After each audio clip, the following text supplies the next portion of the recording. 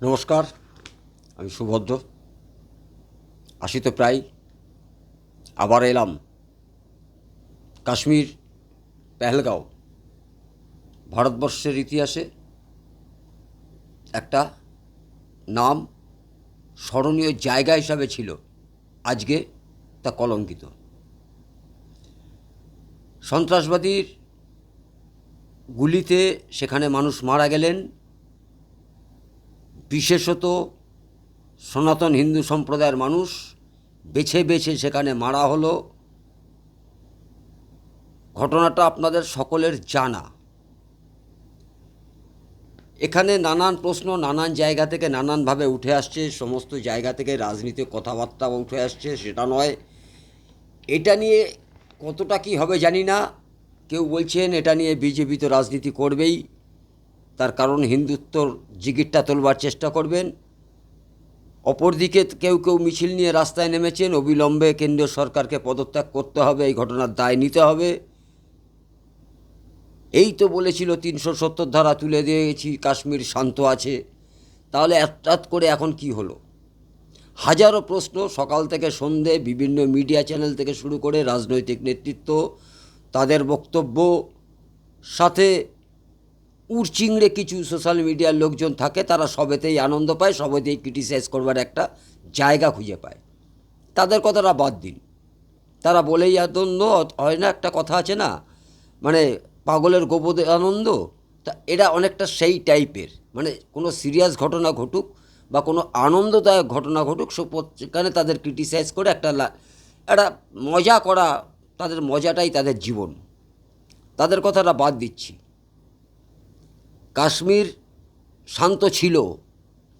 যারা আজকে বলছেন কাশ্মীর শান্ত, তাহলে কাশ্মীরে ঘটনা ঘটল কেন? তারাও জানেন ৩৭০ তুলে দেওয়ার পরে সেখানকার কাশ্মীরি অধিবাসী যারা, কাশ্মীরের বাসিন্দা যারা, তারা আস্তে আস্তে সমাজের মূল স্রোতে ফিরছিল। তারা পাথর ছোঁড়াকে কেন্দ্র করে যে টাকাটা ইনকাম করতো, সেটা গায়ে খেটে রোজগার করবার চেষ্টা করছিল, যার জন্যে কেন্দ্রীয় সরকার সেমন পরিমাণ বরাদ্দ করেছিলেন কাশ্মীরের ট্যুরিজমের ওপর, যেটা মেন ব্যবসা কাশ্মীরের। তাদেরকে সেই মূল স্রোতে নিয়ে এসে তাদের সাথে তাদের যাতে আয় বাড়ে তার একটা ব্যবস্থা করবার জন্য সেখানে রাস্তাঘাট আলাদাভাবে তৈরি হয়েছেও। আমরা অনেকেই কাশ্মীরে গেছি এবং মহা আনন্দে সেখানে কাটিয়েছি। এই পেহেলগাঁওতেই বহুবার কাটিয়েছি। এরম মানুষ প্রচুর আছেন। কেউ কেউ এখন লিখছেন যে সেখানকার কাশ্মীরিদের মানসিকতা কেমন ছিল, তাদের কেমন আতিথেয়তা ছিল, এরা লিখছেন। এবং এটা ঘটনা, তাদের ওটা ছিল, তাই তারা সেটাকে লিখতে পারছেন।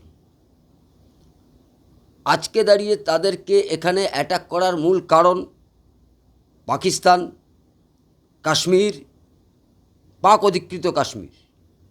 ভারতবর্ষের যে শরীরের একটা ক্যান্সার, আজকে থেকে এটার মাথা ব্যথা নয়। মাথা ব্যথা ভারতবর্ষের জন্মলগ্ন থেকে কাশ্মীর নিয়ে মাথা ব্যথা। কোনো সরকার আজ পর্যন্ত সে মাথা ব্যথার ওষুধ তৈরি করতে পারেননি, বা তৈরি করলেও সেটা প্রয়োগ করতে চাননি, প্রয়োগ করতে পারেননি। হাজারো সমস্যা তাদের। এখানে ট্যুরিজমটাকে যদি ধ্বংস করে দেওয়া যায়, আজকে বেছে বেছে মারা হলো, সেখানে কিন্তু শুধু পশ্চিমবঙ্গের লোক নয়, ভারতবর্ষের তামাম ভারতবর্ষের যে কোনো রাজ্যের লোক সেখানে ঘুরতে গেছেন। যারা মারা গেছেন তারা বিভিন্ন প্রদেশের, একটাই কারণ, তারা হিন্দু বলে মারা গেছে, তাদেরকে মারা হয়েছে। তার কারণ পর্যটকরা এখানে সুরক্ষিত নয়। পর্যটক তোমরা এখানে এসো না, এখানে আসলে আমরা যারা জঙ্গি বাহিনী, পাকিস্তান মদতপুষ্ট জঙ্গি বাহিনী, আমাদের লক্ষ্য পূরণ হবে না, আমরা মাথা ব্যথার কারণ হয়ে উঠতে পারবো না। কাজেই এদেরকে এই জায়গাটাকে আসা বন্ধ করতে হবে। আর বন্ধ করলে সেখানকার লোক রুটি রুজির তাগিদে আবার ওই সন্ত্রাসবাদীদের শরণাপন্ন হবেন, আবার সন্ত্রাসবাদীদের রাজত্ব কায়েম হবে আগের ভূমিকাতেই। এইটাই তো মূল লক্ষ্য। এখানে যারা গেছেন তাদের মধ্যে থেকে কেউ কেউ বলেছেন, অনেকে স্বীকার করতে চাইছেন না ওখানে হিন্দু মুসলিম ব্যাপারটা আনা যাবে না। তার কারণ ওখানে আদিল নামে একজন ঘোড়সওয়ারি, যিনি পর্যটকদের ঘোড়ায় নিয়ে যান, তিনি মারা গেছেন। এবং যা দুজন জঙ্গি ধরা পড়েছে, তাদের নাম যতটুকু যা জেনেছে আর কি সরকার পক্ষ থেকে, তাদের নামের শেষেও কিন্তু আদিল আছে। অর্থাৎ আদিল মিলিয়ে এটাকে হিন্দু মুসলিম সম্প্রদায় হিসাবে দেখানো যাবে না। তার লাইন আমরা একটা পেয়ে গেছি একটা রাজনৈতিক দল, বিশেষত পশ্চিমবঙ্গের বামপন্থীরা, এরা পেয়ে গেছেন আদিলে মিল। অর্থাৎ কাশ্মীরে শুধু হিন্দু মারা হয়নি, একজন কাশ্মীরি মুসলমান আদিলকেও মারা হয়েছে। আদিলকে মারা হয়নি পরিষ্কার করবার সময় ছোট তুলসী গাছটা অনেক সময় নজরে আসে না, বা বেকায়দায় পড়ে সেটাকে কেটে দিতে হয়।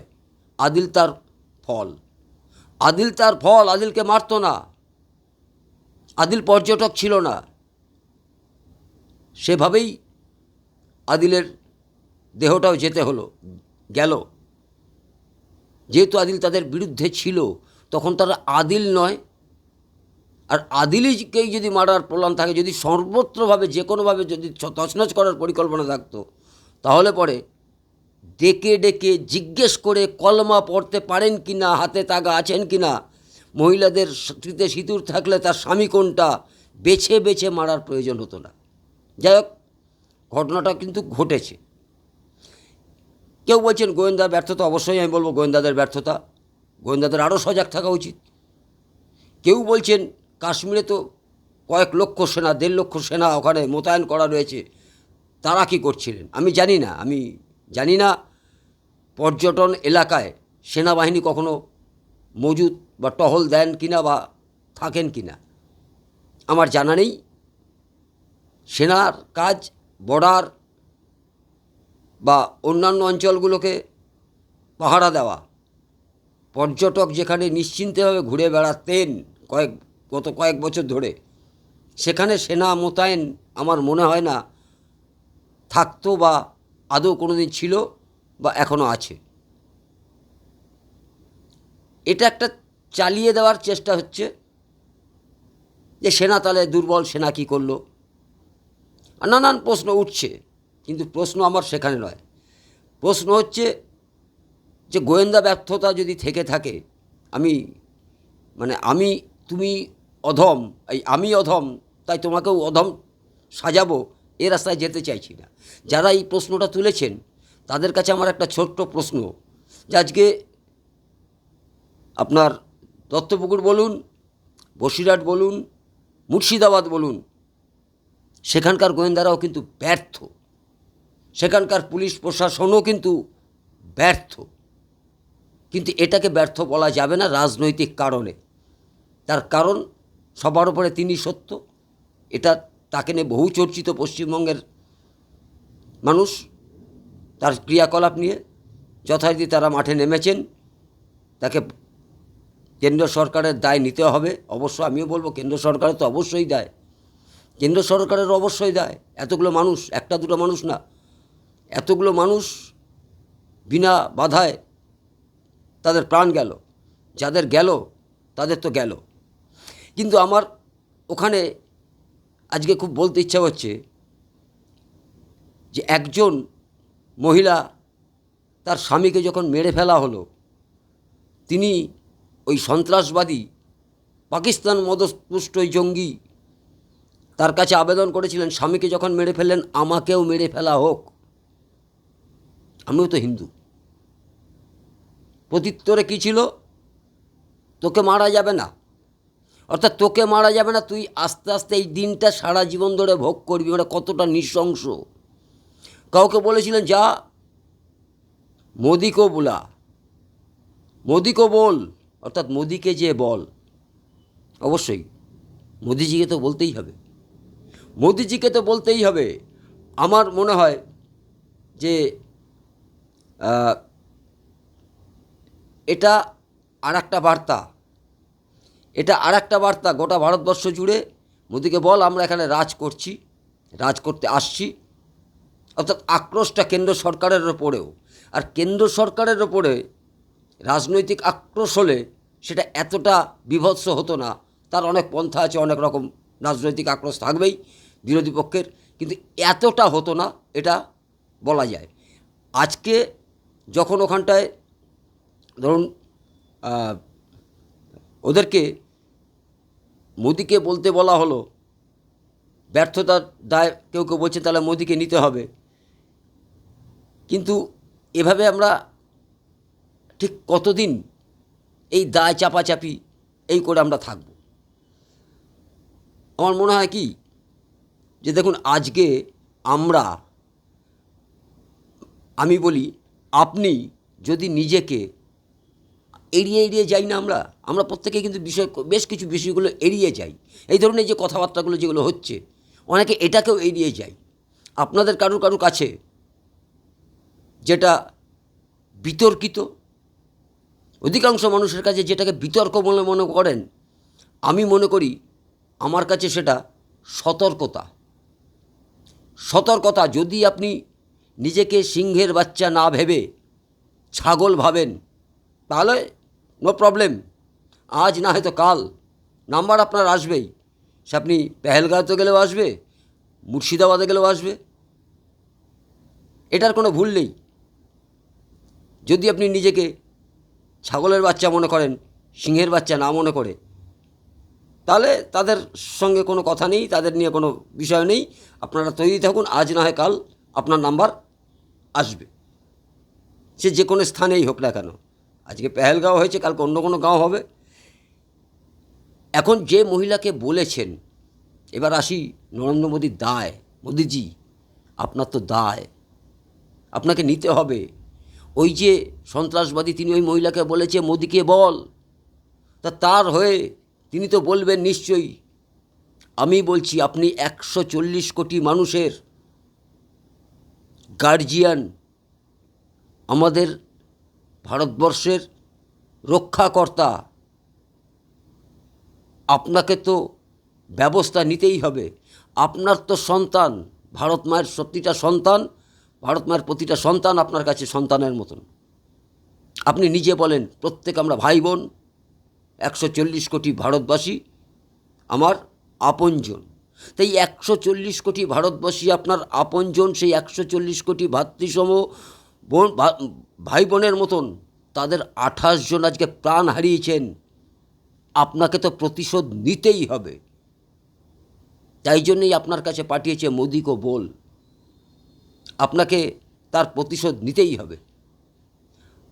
যেখানটায় যে বিস্ফোরা না, এবারে আমরা অন্তত এটা মানব না, ওই 2-4টে জঙ্গি মারা গেল এটা বিষয় নয়। প্রতি বছর এরকম কিছু না কিছু ঘটে কাশ্মীর নিয়ে। ভারতবর্ষের জন্মলগ্ন থেকে 2-4টে জঙ্গি মারা যায়, জঙ্গির মাথা মারা যায়, সেটাই বিষয় নয়। গোটা কারখানাটা ধরে উড়িয়ে দিতে হবে আজকে দাঁড়িয়ে। যে কারখানা থেকে জঙ্গি সাপ্লাই করা হয়, যে কারখানায় জঙ্গির প্রশিক্ষণ দেওয়া হয়, যে কারখানায় জঙ্গির জন্ম দেওয়া হয়, সেই কারখানাটাই যতক্ষণ না পর্যন্ত তুলে দেওয়া যাচ্ছে, এ মাথা ব্যথা কিন্তু থেকেই যাবে। মাথা ব্যথা কিন্তু সাময়িক, ওই স্যারিডনের কাজ না, ব্রেনে টিউমারটা কবে অপারেশন হবে, আমরা সেই আশায় আপনার কাছে আছি। আপনাকে কিন্তু দায়ের নিতেই হবে, দায় নিয়েই আপনাকে এই অপারেশনটা করাতে হবে। এটা আমরা ভারতবাসী চাই আপনার কাছে। আগে মূল মাথাটাকে অপারেশন করুন, ওই টিউমারটা। ছোটোখাটো টিউমার দেহের অন্যান্য জায়গায়, অর্থাৎ আমার ভারতবর্ষের যে কোনো জায়গায় পড়ে আছে, ওই টিউমারগুলো, মূল টিউমার মারা গেলে এই টিউমারগুলো এমনিই মারা যাবে, এমনি নষ্ট হয়ে যাবে। সেটা নিয়ে কোনো মাথা ব্যথা কারোর করতে হবে না। আপনাকে বলতে বলেছে, আমিও বলছি, আপনাকে দায় কিন্তু নিতে হবে, দায় নিয়ে এর অপারেশন করাতে হবে। তবে যদি ভারত সুস্থভাবে বাঁচতে পারে। আজকে কিছু কিছু কথা না, মানে খুব বিরক্ত লাগে। ধরুন, আপনাদেরকে যদি বলা হয় যে কাটেঙ্গে তো বাটেঙ্গে, দাদা এই মন্ত্রটা মাথায় রাখুন। আমরা কাটেঙ্গে তো বাটেঙ্গে, আপনি বলেন বিজেপির চামচা, বিজেপির চামচা। কাটেঙ্গে তো বাটেঙ্গে বললে পরে আপনার বিজেপির চামচা হবে। কিন্তু আজকে যখন একটা আইডিয়া দিই আপনাদেরকে, সেটা হচ্ছে, যারা এই গরু ছাগলের মতন মনে করছেন নিজেদেরকে, আপনারা না ওই কলমাটা পড়া শিখে নিন, কলমা পড়া শিখে নিন, নামাজ টামাজ পড়া শিখে নিন। অ্যাটলিস্ট তাতে করে বেঁচে যাবেন, মুন্ডুটা শরীরের সাথে থাকবে, আপনার প্রাণটা থাকবে, বাকি কিছু থাকবে কি না পরের প্রশ্ন। এই আইডিয়াটা আপনারা কিন্তু নিতে পারেন এবং এটা প্রমাণিত। আপনারা দেখলেন সংবাদ মাধ্যমে যিনি ফিরেছেন, আসামের একজন কি অধ্যাপক কি ভট্টাচার্য, তিনি কিন্তু কলমা পড়ে ফিরে এসেছেন। অর্থাৎ তিনি কলমাটা পড়তে জানেন। কাজে আজকে আপনাদেরকে গীতা টিতা বাদ দিন, যারা নিজেদেরকে ছাগল মনে করছেন, যদি সিংহের বাচ্চা মনে করেন গীতা পড়ুন, গীতা পাঠ করুন, কলমা পড়ার প্রয়োজন নেই। আর যারা মনে করছেন ঠিক আছে দেখা যাবে, হচ্ছে হবে, তারা বলবো কলমাটা পড়ে শিখে রাখুন। তাদের আপনাদের নাম্বার একদিন তো আসবে, সেদিনকে আপনাদের ধর থেকে মাথাটা আলাদা হবে না, আলাদা হবে না। আপনাদের যে কথাই বলি না কারণ এই কথাগুলো হয়তো ঠিক মনোপুত হবে না, কি ফালতু বক বক করছে, সেই হিন্দু মুসলিম হিন্দু মুসলিম, তোমরা কি আর কিচ্ছু নেই? না, কিছু নেই, কিছু নেই এই মুহূর্তে আমাদের কাছে। পরিস্থিতি যা দাঁড়িয়েছে, হিন্দু মুসলিম তো ছিল না দাদা। 1947 সালে দেশ স্বাধীন হয়েছে, তখন কি এত হিন্দু মুসলিম ছিল? তখন কি এই সমস্ত রাজনৈতিক দলের জন্ম ছিল? ভারতীয় জনতা পার্টির জন্ম ছিল? তখন তো আমাদের মহাত্মা গান্ধী, দেশ যদি ভাগ হয় আমার বুকের উপর দিয়ে ভাগ হবে, আমরা তাকে মহাত্মা মেনে নিয়েছি। দেশটা ভাগ হয়েছে দুটো জাতির ভিত্তিতে, ভাগ হয়েছে, সলিউশন হয়নি। তার ফল আজও আমরা ভুগছি।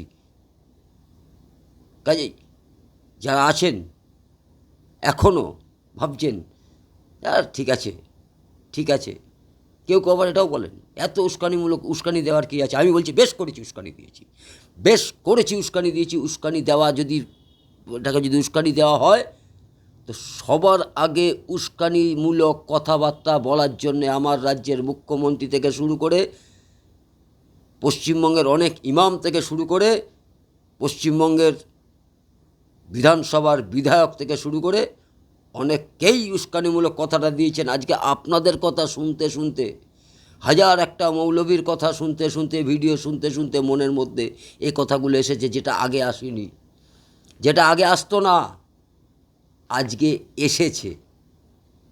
অনেক কথা বললাম, অনেক বড় ভিডিও হলে অনেকেই শুনতে চান না, এটা বাস্তব। কিন্তু এত কথা তো খুব অল্পভাবে বলা যায় না। কিছুটা বললাম, কিছু থাকলো, হয়তো আগামী দিনে আবার কোনো কথা হবে। তবে মোদিজি, আপনার কাছে একটা অনুরোধ, ছোট্ট সিরিয়া, ছোট্ট একটা দেশ যদি পারে, আমরা তো 1947 গরিব ছিলাম, 1947 বলছি, ভুল বলছি, 1965 আমরা তো গরিব ছিলাম। ভারতবর্ষ রুটির জন্য চিন্তা করতো। সেই সময় যদি লাহোর পর্যন্ত পৌঁছে যেতে পারি, তাহলে আজকে বিশ্বের প্রথম সারির দেশগুলোর মধ্যে আজকে আমরা আজকে কেন পৌঁছাতে পারবো না? তাই আপনার পৌঁছাতে আপনাকে হবেই, নাহলে কিন্তু আপনাকে আমরা ছাড়ছি না। সবাই ভালো থাকুন। যেটা বললাম, ভালো লাগলে মানুন, না ভালো লাগলে ওই যে आपका नंबर जरूर आएगा।